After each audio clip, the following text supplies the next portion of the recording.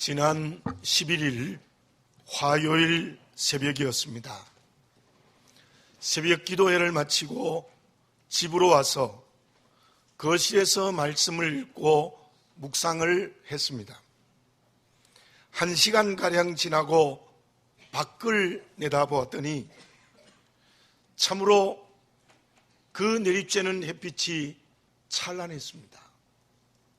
하늘에는 뭉게구름이 둥실둥실 떠 있었고 그 사이의 하늘은 바다처럼 푸르렀습니다. 미세먼지가 전혀 없어 보였습니다. 저희 집이 16층 제일 위층입니다. 멀리 산이 있는데 마치 바로 눈앞에 있는 것처럼 선명하게 보였습니다.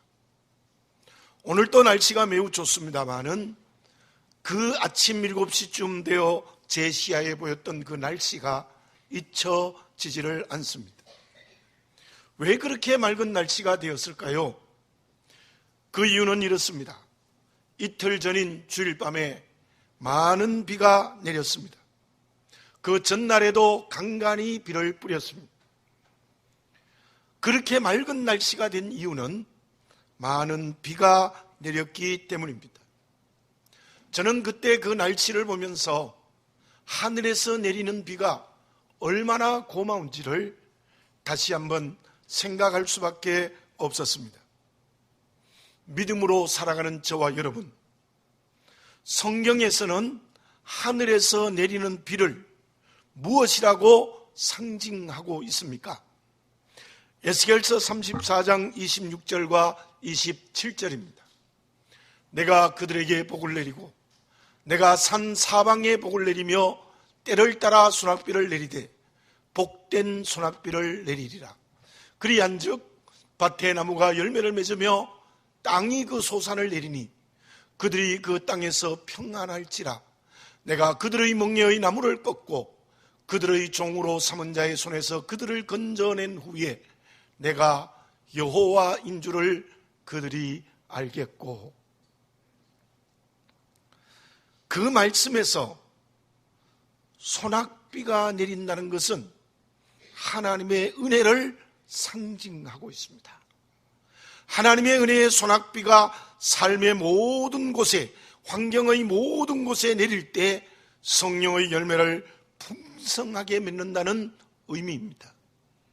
그리고 평안하게 됩니다. 항상 하나님이 내리시는 큰 복을 받고 살아가게 된다는 뜻입니다. 우리의 영이 맑고 깨끗하게 되기 위해서 어떻게 되어야 될까요? 저와 여러분들의 인격과 삶이 말씀대로 살기 위해서 어떻게 해야 될까요?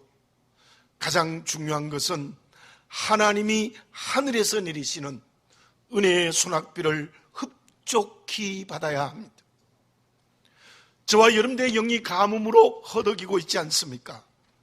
그래서 인격과 삶이 절망과 실패의 길을 걸어가고 있지 않습니까?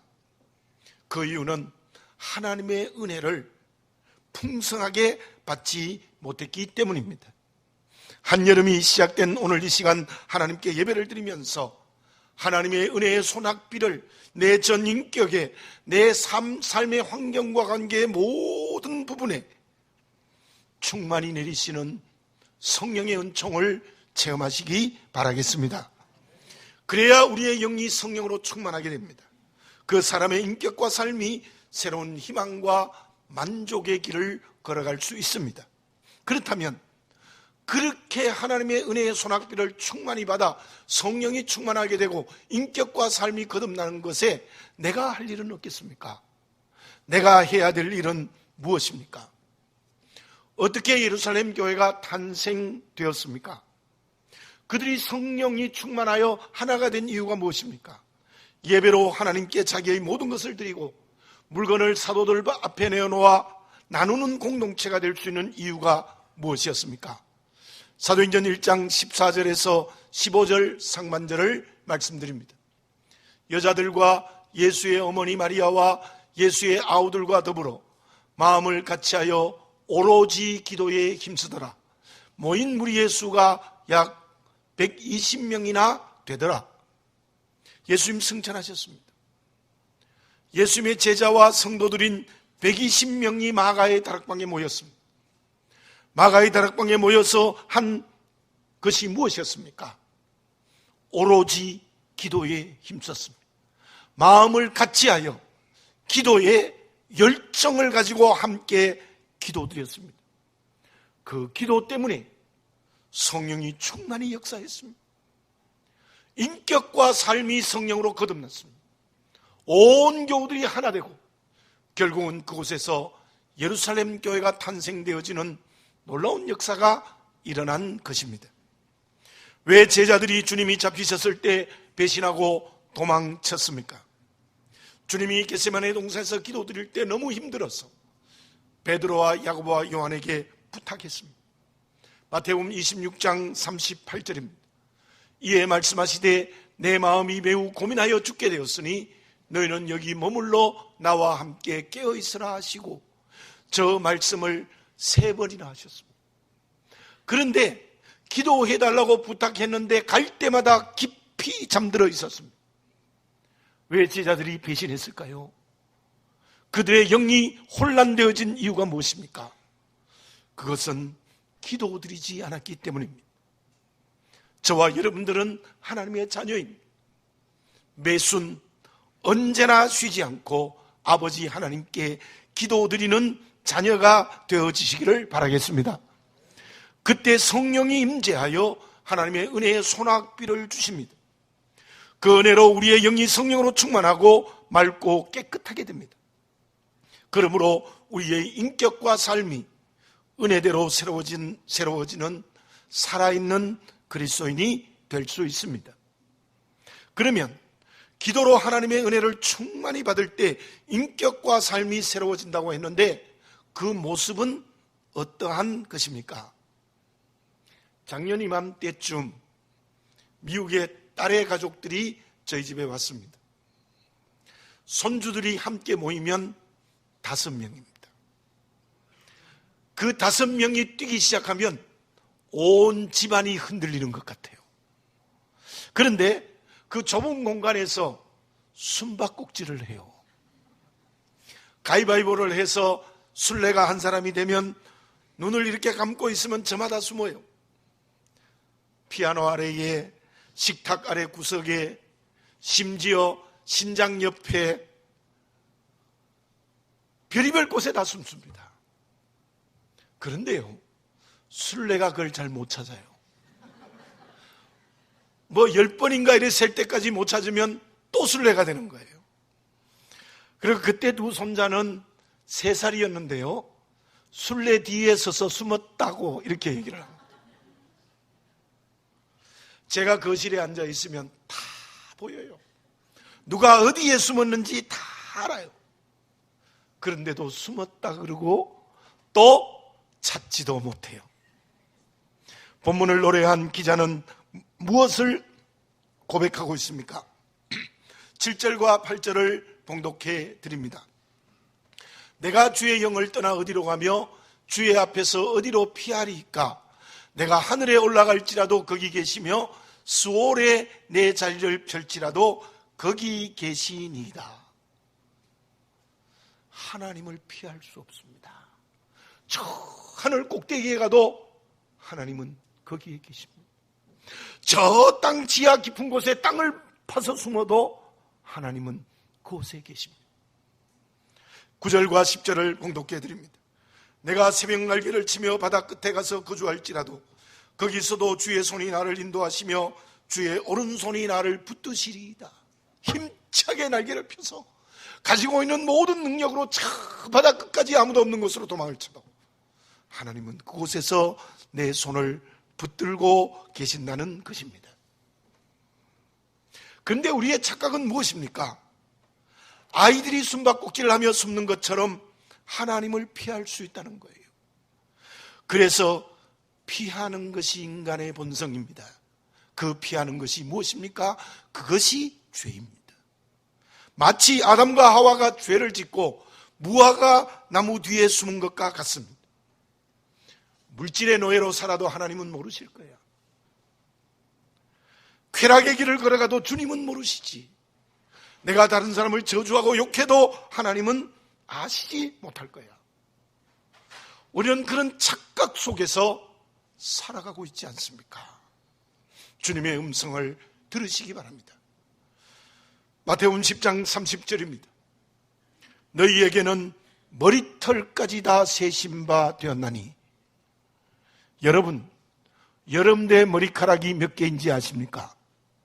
개인에 따라 다르지만 정상적인 머리카락이면 대개 머리털의 숫자가 약 10만 개 정도 된다고 합니다. 건강하면 하루에 80개가 빠지고 100개가 또 새로 난대요.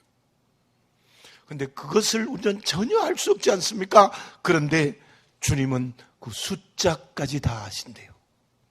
믿으시기 바랍니다. 하나님은 나의 모두를 아십니다. 스치는 마음의 생각까지 다 아십니다. 누가 하나님의 은혜를 충만히 받아 영과 인격과 삶이 새로워지는 그리스도인입니까?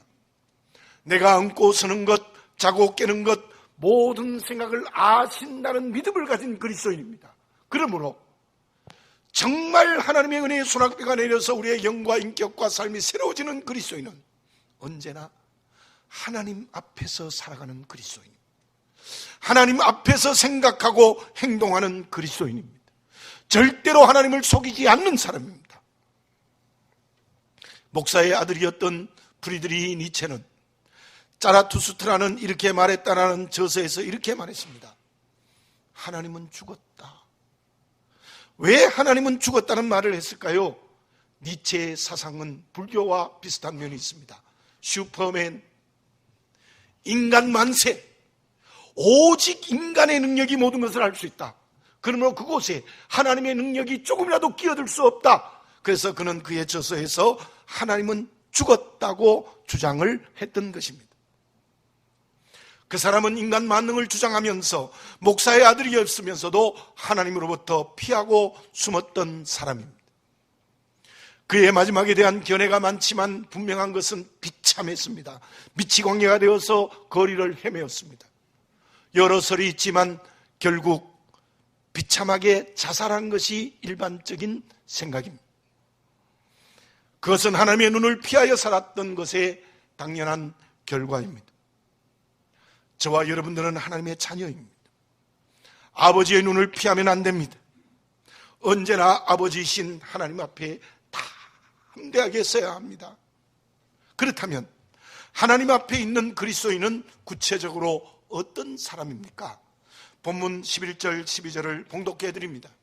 내가 혹시 말하기를 흑암이 반드시 나를 덮고 나를 두른 빛은 밤이 되리라 할지라도 주에게서는 흑암이 숨기지 못하며 밤이 낮과 같이 비추이나니 주에게는 흑암과 빛이 같음이니이다. 하나님은 어두움도 다 보고 계십니다. 밝은 빛도 다 알고 계십니다. 어두움은 못 본다고요? 똑같이 보신다는 거예요. 그 본문의 말씀에 나타난 낮은 빛이 있다는 것은 의의 길을 말하는 것입니다. 밤이라고 말하는 것처럼 밤이라고 말하는 것은 불의의 길을 말하는 것입니다. 주님은 저와 여러분들의 인생의 의와 불의를 다 알고 계신다는 겁니다. 캄캄한 불의의 길을 걸어가면 주님은 모르시겠지 착각하지 마십시오. 주님은 다 알고 계십니다. 어떻게 하실까요? 저 11절 12절의 말씀의 의미가 무엇입니까? 계속해서 죄악의 길을 걸어가면 반드시 하나님께서는 그 죄에 대한 심판하신다는 것입니다. 지금 우리가 묵상하는 말씀이 예레미야서입니다. 계속되는 하나님의 말씀이 무엇입니까? 반복되어지는 하나님의 말씀이 무엇입니까? 바알과 아세라 하늘의 우상을 너희들이 계속해서 섬기면 너희들을 심판하겠다. 바벨론에 끌려가게 해주고 나라가 멸망하고 온 예루살렘 성이 짐승의 거처가 되게 하겠다. 계속해서 심판의 말씀을 하십니다. 예레미야서 13장 22절에는 이렇게 말씀하고 계십니다. 내가 마음으로 이르기를 어찌하여 이런 일이 내게 닥쳤는고 하겠으나 내 죄악이 크므로 내 치마가 들리고 내 발 뒤꿈치가 상함이니라. 부끄러움을 당하게 하나님이 심판하신다는 의미입니다. 그러나 낮과 같이 하나님의 의를 따라가면 반드시 보시고 아셔서 상급을 주십니다. 자녀된 우리에게 온갖 좋은 것을 주신다는 겁니다. 요한계시록 22장 11절과 12절입니다. 불의를 행하는 자는 그대로 불의를 행하고, 더러운 자는 그대로 더럽고, 의로운 자는 그대로 의를 행하고, 거룩한 자는 그대로 거룩하게 하라. 보라, 내가 속히 오리니 내가 줄 상이 내게 있어 각 사람에게 그가 행한 대로 갚아주리라. 불의를 행하는 자, 더러운 자, 그대로 갚아주시는 심판이 있다는 겁니다. 그러나 의를 행하는 자, 거룩하게 살아가는 자, 그들에게는 그대로 상을 주시겠다는 하나님의 음성입니다. 저와 여러분, 하나님 앞에 서서 담대하게 선다는 것은 하나님의 옳다 하심을 따라간다는 뜻입니다. 불의의 길을 걸어가지 않겠다는 겁니다. 죄의 길을 걸어가지 않겠다는 겁니다. 그와 함께 저 11절, 12절의 본문의 말씀은 하나님의 앞에서 의롭게 살아간다는 것은 또 하나의 의미가 있습니다. 그것은 하나님의 사랑 앞에 서는 것입니다. 우리는 하나님의 자녀입니다. 하나님 지극히 나를 사랑하십니다. 그 사랑과 긍휼 앞에 서야 됩니다. 상처가 있습니까? 아픔이 있습니까? 눈물이 있습니까? 병마가 있습니까? 하나님께 다 내어놓으십시오. 환경과 관계에 주어진 어려움이 있습니까? 낱낱이 하나님 앞에 보고하고 아뢰시기를 바랍니다. 마르다와 마리아가 오라비 나사로가 깊은 병에 걸렸습니다. 사람을 저 요단강가 멀리 있는 데게 보내어서 오라비가 병으로 죽게 되었습니다라는 보고를 했습니다. 비록 주님은 주님의 뜻이 있어서 늦게 오셨지만 주님은 결국 그 문제를 해결해 주셨습니다. 나사로가 죽었는데 살려주시는 응답을 허락하여 주셨습니다. 야고보서 4장 2절과 3절입니다. 너희는 욕심을 내어도 얻지 못하며 살인하며 시기하여도 능히 취하지 못함으로 다투고 싸우는도다. 너희가 얻지 못하면 구하지 아니하기 때문이요 구하여도 받지 못하면 정욕으로 쓰여고 잘못 구하기 때문이라. 하나님의 사랑과 긍휼 앞에 간절히 기도합시다. 다 내어놓읍시다. 상처도 부끄러움도 아픔도 눈물도 병마도 경제적인 어려움도 환경과 관계 어려움도 다 내어놓아야 됩니다. 더 나아가서 죄도 다 고백해야 됩니다. 요한일서 1장 8절과 9절에 이러한 말씀이 있습니다. 만일 우리가 죄가 없다고 말하면 스스로 속이고 또 진리가 우리 속에 있지 아니할 것이요 만일 우리가 우리 죄를 자백하면 그는 미쁘시고 의로우사 우리 죄를 사하시며 우리를 모든 불의에서 깨끗하게 하실 것이요. 그렇습니다. 진정 아버지신 하나님께 모든 죄를 내어놓으면 미쁘시고 의로우신 하나님, 사랑의 하나님께서 깨끗이 용서해 주신다는 약속입니다.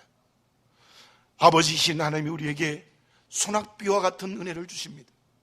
그 은혜를 받아 누리는 사람은 누구입니까? 기도를 통해서 성령을 체험하는 사람입니다. 그 사람이 누구입니까? 하나님의 의와 사랑 앞에서 인격이 형성되며 삶의 걸음을 걷는 그리스도인입니다. 하나님은 그 사람의 기도에 낱낱이 응답해 주시는 은혜의 역사를 허락하여 주실 줄로 믿습니다. 그러면 하나님의 의와 사랑 앞에서 사는 은혜를 받은 그리스도인은 어떤 믿음의 응답이 있어야 합니까? 물질이 많은 왕이 있었습니다. 그는 더 많은 물질에 대한 욕심을 가졌어요. 그러니 이렇게 부르짖었습니다. 신이여, 내가 만지는 모든 것이 금이 되게 해 주십시오. 신은 그 부탁을 들어줬습니다. 돌을 만지니 금이 되었습니다. 항아리를 만지니 금이 되었습니다. 신났습니다. 그런데 문제가 생겼습니다. 식사를 하려고 숟가락을 들었는데 숟가락이 금이 되고 그 숟가락으로 음식을 대는 순간 음식이 다 금이 되어 버렸습니다. 먹을 수가 없게 되어졌습니다. 거기에다가 아내와 포옹하고 딸과 포옹했더니 아내와 딸이 다 금이 되어져 버렸습니다. 그는 다시 울부짖었습니다. 신이여, 안 됩니다. 돌려주세요. 바닷물에 가서 손을 씻어라. 그랬더니 모래가 다 금이 되고 모든 것이 제자리로 돌아왔습니다. 여러분들이 잘 알고 계시는 그리스 신화에 나오는 미다스 왕의 이야기입니다. 지금도 긍정적으로 만능의 손이라고 하든지 부정적으로 말하든지 간에 저 미다스의 손이라는 말을 여러 분야에서 사용을 하고 있습니다. 왕이 부른 욕심의 결과입니다. 자기 뜻에 매인 사람의 불행입니다. 남의 얘기가 아닙니다. 그리스의 신화의 얘기만이 아니라 어쩌면 저와 여러분들의 이야기일 수 있습니다. 누가 하나님의 의와 사랑 앞에 담대히 서서 살아가는 하나님의 자녀가 될 수 있겠습니까? 본문의 13절, 14절을 봉독해 드립니다. 주께서 내 내장을 지으시며 나의 모태에서 나를 만드셨나이다. 내가 주께 감사하오문 나를 지으심이 심히 기묘하심이라. 주께서 하시는 일이 기이함을 내 영혼이 잘 아나이다. 하나님이 나를 지으셨습니다. 속 내장도 다 하나님이 지으셨습니다. 내 형질이 이루기 전에 주의 눈이 보셨습니다. 나를 위하여 정한 하루가 되기 전에 주의 책에 기록되지 않는 게 없습니다. 여러분, 하나님이 나를 창조하셨고 하나님이 내 인생의 길을 인도하고 계십니다. 그래서 시편 기자는 어떤 고백을 하고 있습니까? 17절을 함께 읽어보도록 하겠습니다. 17절을 함께 읽겠습니다. 하나님이여, 주의 생각이 내게 어찌 그리 보배로우신지요, 그 수가 어찌 그리 많은지요. 아멘입니다. 이 시편 기자의 응답이 무엇이냐면, 하나님이여, 주의 생각이 내게 어찌 그리 보배로우신지요, 그 수가 어찌 그리 많은지요. 무슨 말씀입니까? 주의 생각, 하나님의 뜻이 내게 가장 보배롭다는 거예요. 그 하나님의 뜻이 내 삶에 너무 많습니다. 그 고백입니다.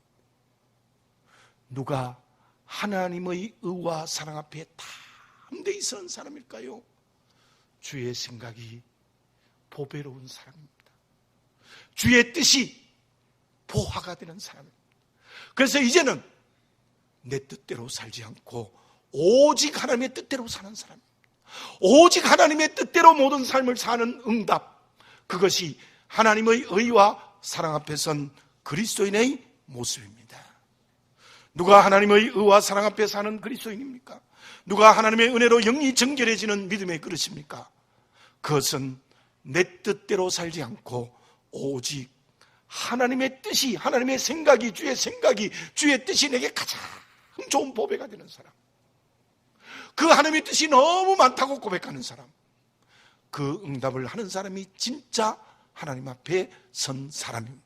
바꾸어 말씀드리면 내 뜻대로 사는 사람, 내 고집대로 사는 사람, 내 고집이 굳어진 사람, 그 사람은 하나님 앞에 서는 사람이 아닙니다. 공산주의에 대해서 제가 아는 대로 정리하여 말씀드립니다. 공산주의는 원래 자본주의에 반대되는 경제 이론입니다. 유대인인 칼 마르크스가 만든 이론입니다. 프랑스의 혁명주의, 헤겔의 정반합의 원리, 예루살렘 교회의 공동체를 축으로 해서 만든 것입니다. 그 내용을 간단히 말씀드리면, 자본가가 일하지 않고 노동자의 것을 가져가는 것은 옳지 않다는 것입니다. 그래서 노동자들이 같이 일하고 공평하게 나누자는 논리가 공산주의입니다. 그들의 유토피아는 이러합니다. 능력을 따라 일하고 필요에 따라 가져가는 사회, 지식인들이 많이 그 이데올로기에 넘어간 이유는 어쩌면 그 유토피아 때문입니다.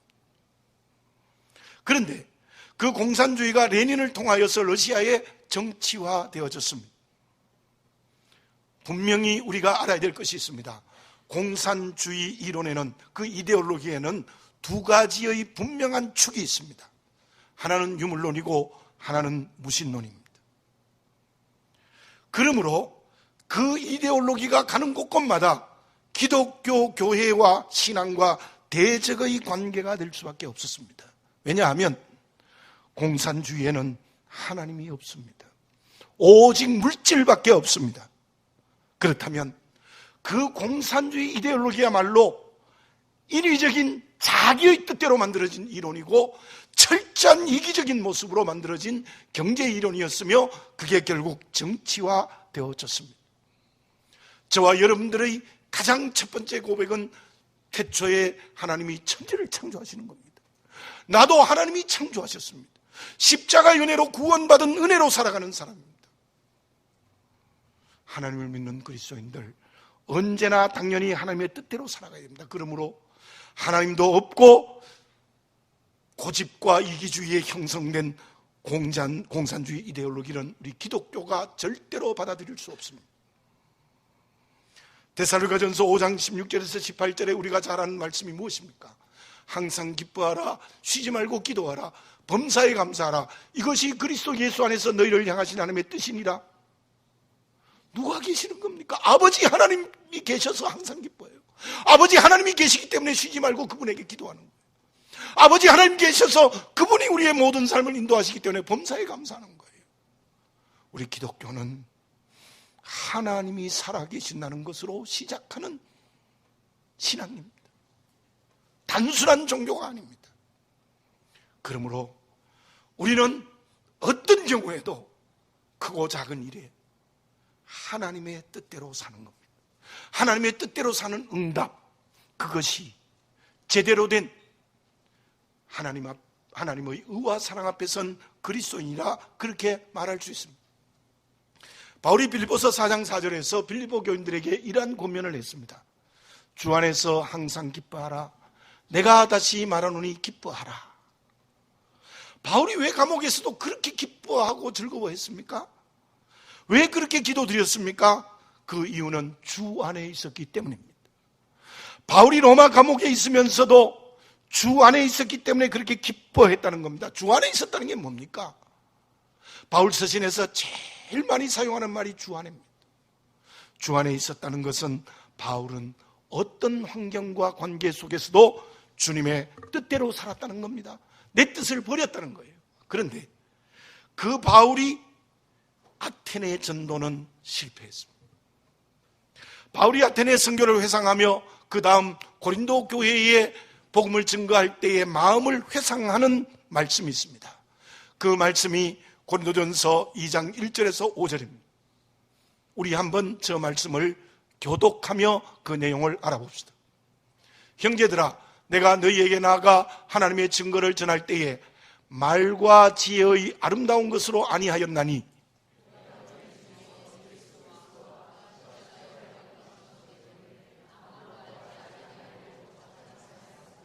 내가 너희 가운데 거할 때에 약하고 두려워하고 심히 떨어노라.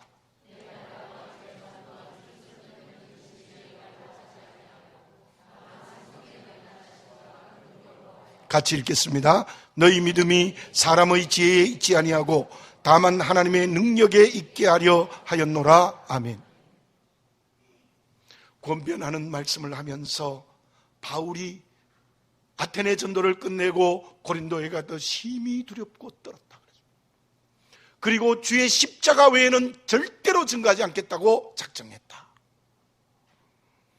그 이유는 내가 아테네에 있을 때에 철학적 방법으로 내가 가지고 있는 지혜로 복음을 증거하기 때문에 나는 그곳에서 교회도 세우지 못했다. 얼마 전에 저희 교회에 와서 오후 예배 설교한 그 아테네 선교사가 있습니다. 아주 친한 친구인데요. 그 친구가 제게 농담처럼 이런 말을 했어요. 바울도 세우지 못한 교회, 나는 김 목사 교회를 개척했네. 그렇게 은근히 농담으로 자기를 자랑해요. 바울이 어쩌면 그의 선교 여행에서 유일하게 교회를 세우지 못했어요. 그 이유가 무엇입니까? 철학적 방법, 인간의 지혜, 스토익 방법, 그걸로 복음을 증거했기 때문입니다. 다시 말씀드리면 내 뜻대로 증거했을 때 교회도 세우지 못했다는 거예요. 하나님의 의와 사랑 앞에 서는 사람은 내 뜻대로 사는 사람이 아닙니다. 언제나 하나님의 뜻대로 순종하고 행동하는 사람입니다. 하나님이 살아계신 당을 믿고 그분 때문에 항상 기도하고 그분 때문에 쉬지 말고 하나님 앞에 기뻐하고 또 언제나 감사하는 그런 사람이라는 겁니다. 그 삶이 진정 그리스도인이고 하나님의 자녀입니다. 사랑하는 교우 여러분, 영혼이 정결한 그리스도인이 되어야 합니다. 그 사람은 하나님의 의와 사랑 앞에 서는 사람입니다. 그 사람이 성령을 충만하게 체험하는 그리스도인입니다. 그 믿음의 사람은 언제나 주님 품 안에 있습니다. 다시 말씀드리면 내 뜻을 버리고 주님의 뜻대로 사는 사람입니다. 그러면 그렇게 주님의 눈앞에서 사는 그리스도인은 어떤 축복을 받습니까? 마태복음 13장의 씨 뿌리는 비유의 결과가 무엇입니까? 마태복음 13장 8절입니다. 더러는 좋은 땅에 떨어짐에 어떤 것은 100배, 어떤 것은 60배, 어떤 것은 30배의 결실을 하였느니라. 좋은 땅이 무엇입니까? 그 좋은 땅은 주님 앞에서 살아가는 그리스도인의 마음입니다. 주님 앞에서 그리스도인의 하나님이 주신 마음으로 살아갈 때 하나님은 내 삶의 자리에 100배, 60배, 30배의 결실을 주시는 축복의 은혜를 허락하여 주신다는 겁니다. 어쩌면 기적을 체험하게 해주시는 은혜를 허락하여 주신다는 약속이십니다. 물질과 건강과 지위, 그리고 남이 가지지 못한 특별한 능력이 저와 여러분에게 있다면 주님 앞에서 주님의 뜻대로 사용해 보시기 바랍니다. 그때 하나님은 분명히 100배, 60배, 30배의 열매를 주시는 놀라운 축복의 그릇이 될 수 있을 줄로 믿습니다. 본문의 말씀 12절을 다시 한번 봉독해 드립니다. 주에게서는 흑암이 숨기지 못하며 밤이 낮과 같이 비추이나니 주에게는 흑암과 빛이 같음이니이다. 17절을 봉독합니다. 하나님이여, 주의 생각이 내게 어찌 그리 보배로우신지요, 그 수가 어찌 그리 많은지요. 나는 지금 무엇 앞에서, 누구 앞에서 살아가고 있습니까? 기도드리겠습니다. 거룩하신 아버지 하나님,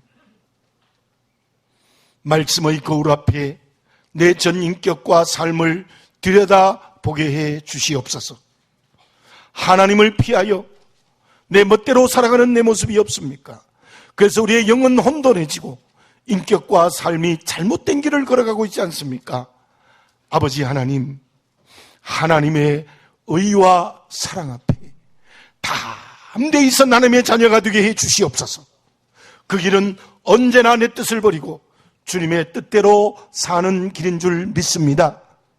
그때 하나님은 우리의 삶의 자리에 100배, 60배, 30배의 축복을 허락하여 주실 줄로 믿습니다. 사랑하는 아버지 하나님, 나는 오직 주님 앞에서, 그의 의와 사랑 앞에서 주님의 뜻대로 살아가게 하여 주시옵소서. 그래야 우리 영이 정결해지게 하시고 우리의 인격과 삶이 하나님이 기뻐하시는 그릇이 되게 해 주시옵소서. 예수님의 이름으로 기도드립니다. 아멘.